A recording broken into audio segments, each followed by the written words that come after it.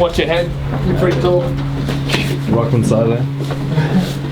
Yeah, I wash my head too.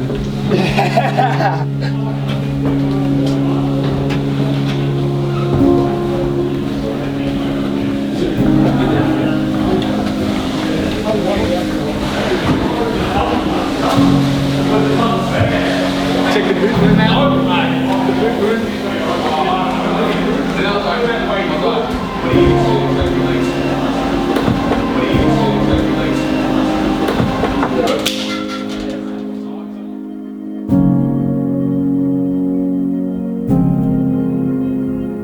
My name is Nigel Lockyer Jnr, born and bred from Alice Springs.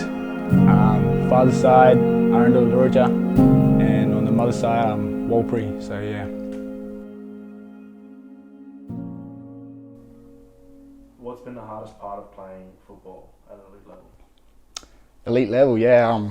It's been a lot of time in the making, to be honest. Like, I remember back then, my coach pushing me pretty hard and stuff like that. I used to always complain about everything giving excuses every single day and stuff like that. So I think I've gotten to the position now where I'm playing a high level, so I've accepted the fact that this stuff is hard. Like, you gotta do the hard work no matter what. So it's been hard growing up in Alice Springs, you know, pretty bad environments, drug, alcohol abuse and all that sort of stuff. So it's pretty hard to stay focused and actually keep the distractions away and stay focused on something that you're trying to do and trying to achieve in your life. What was the biggest sacrifice you think you made personally? Biggest sacrifice probably on top is family. Like, I've always been around family, grew up in Alice Springs. That's all I ever basically knew, you know. Even my culture as well, like, there's a lot of cultural practices every year. I can't really attend them every year and stuff like that. Yeah, we all had talks like that with other family and that, to understand with his uncles and like grandfathers and all that there. You know, we talked to them and that, and they all more or less happy for him, you know. You know, he explained it and all this and that, and they said, no, you go on and do what you got to do, you know. As long as we got your younger brother here with us, you know, doing it there for you both, you know.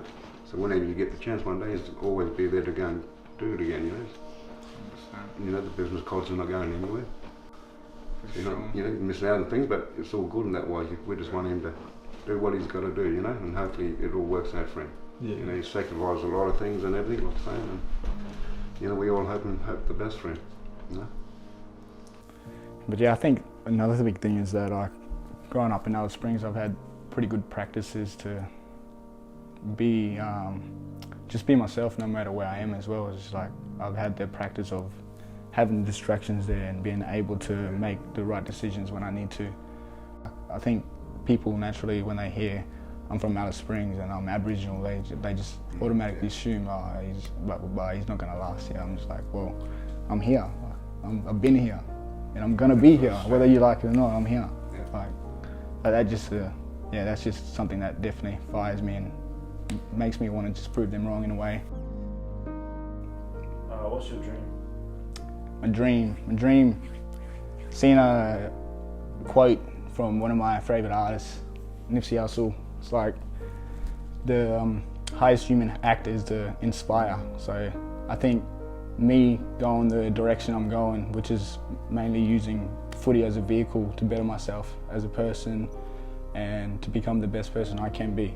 Hopefully that inspires people back home in Alice Springs to just try to become better version of yourself. And yeah, definitely leading up to round one, I'm feeling ready to rumble. I'm pretty excited to put on that jersey for sure. Like, I made a few bad decisions in my life, like dropping out of school and stuff like that, but that opened up another avenue, which was footy. And like, NT Thunder back then was always sort of on my case about signing up with them and doing the under-18s program and things like that. So I knew footy was always sort of there, but like, I used to always focus on basketball a bit more. But as soon as it got to a point where I just made some bad decisions, fell off sport in a way, and then like, I was like, oh, NT Thunder's there. Like, I was like, oh, may as well give it a go, and had a few under-18s games as an overage and as a 19-year-old. And I think I had a bit of interest back then as well, but still learning along the way as well, like being young at the time, making bad decisions like week in, week out. So yeah, and that's when I eventually got into the program Redtails, because it was just a training environment.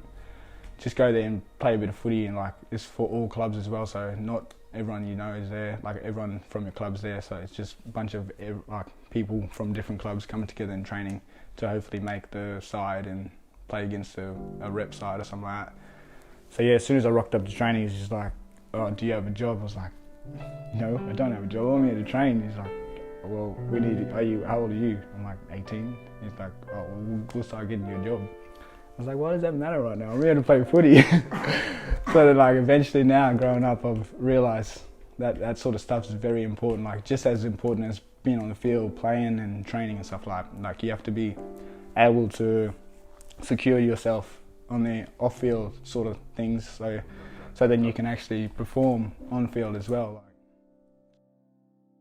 But yeah, having that environment with the Redtails program, Right Tracks program, it's been unreal, and that's been a huge part in getting me to the place I am at, where I am right now, which is in Adelaide, playing in SANFL, pretty high level, semi-professional. It wouldn't be doable if there wasn't a program like Redtails back home in Alice Springs, where there's almost no hope back there. There's a lot of people that just like give it a go, but then something pops up, like an obstacle pops up, and they're just like, "No, I don't want to do this," and then drop off. So.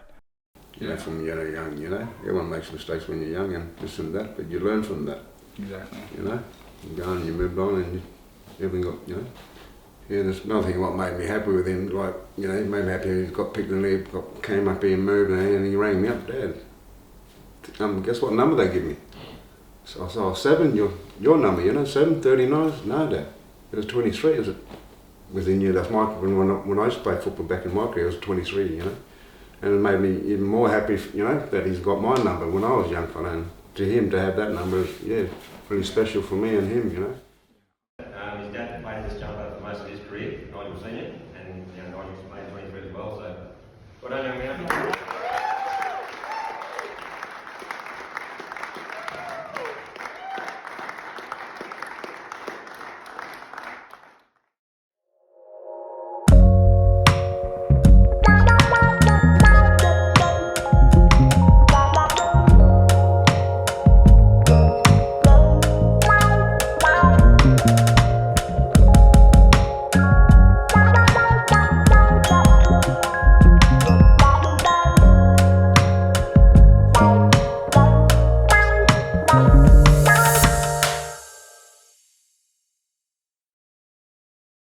That's more or less.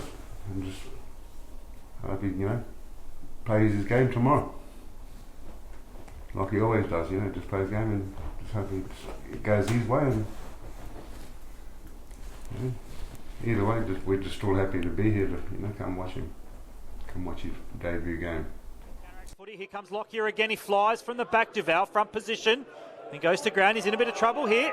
And extricating in the contest there was Lockyer off for step. Can he finally get a goal? Nigel Lockyer gets one on